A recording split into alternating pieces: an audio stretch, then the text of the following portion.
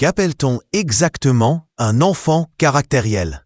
Certains parents les disent difficiles ou entêtés. Mais les enfants caractériels sont des personnes intègres, qui ne se laissent pas facilement influencer. Ils sont vifs et courageux, veulent apprendre les choses par eux-mêmes, plutôt que d'accepter ce qu'on leur dit. C'est pourquoi ils testent sans arrêt les limites. Ils veulent absolument être en charge d'eux-mêmes et mettront parfois leur désir d'avoir raison au-dessus de tout le reste.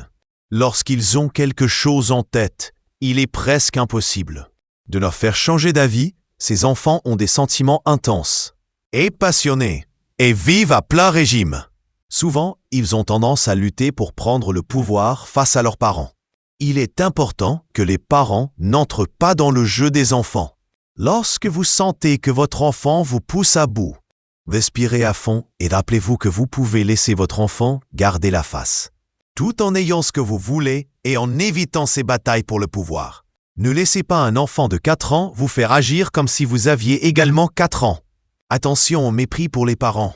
Personne n'aime qu'on lui dise quoi faire. Mais les enfants caractériels trouvent cela insupportable. Les parents peuvent éviter les luttes pour la prise de pouvoir, en aidant l'enfant à sentir qu'il est compris malgré les limites imposées. Essayez de faire preuve d'empathie, de lui donner des choix à faire et de comprendre que le respect va dans les deux sens. Trouvez des compromis qui font que tout le monde est gagnant.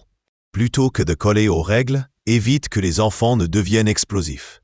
Et il leur apprend les compétences nécessaires de la négociation. Les enfants caractériels ne sont pas juste difficiles. Ils ont la sensation que leur intégrité est mise en péril dès qu'ils sont forcés de se soumettre à la volonté d'une autre personne. Lorsqu'on leur permet de choisir, ils aiment coopérer. Si cela vous gêne car vous pensez que l'obéissance est une qualité importante, il sera bon de remettre les choses en perspective. Éduquer un enfant responsable, respectueux, coopératif et qui fait les choses justes, même si c'est difficile, n'implique pas toujours de l'obéissance, mais implique de faire les choses justes parce qu'on le souhaite. C'est là la principale différence entre la morale et l'obéissance. La morale, c'est faire ce qui est juste, peu importe ce qu'on vous dit. L'obéissance, c'est faire ce qu'on vous dit, peu importe ce qui est juste. H.L. Mencken. Nous voulons évidemment que nos enfants fassent ce qu'on leur demande. Mais cela ne passe pas forcément par l'obéissance, où l'enfant fera ce que toute personne plus âgée lui demandera. L'enfant met en acte par ses oppositions, colère et crises, une relation à l'autorité instable et insécurisée. Il réagit aux excès d'autoritarisme ou aux absences et laxismes passés ou présents. Il convient donc de reconstruire une confiance et une stabilité suffisantes entre le parent et l'enfant.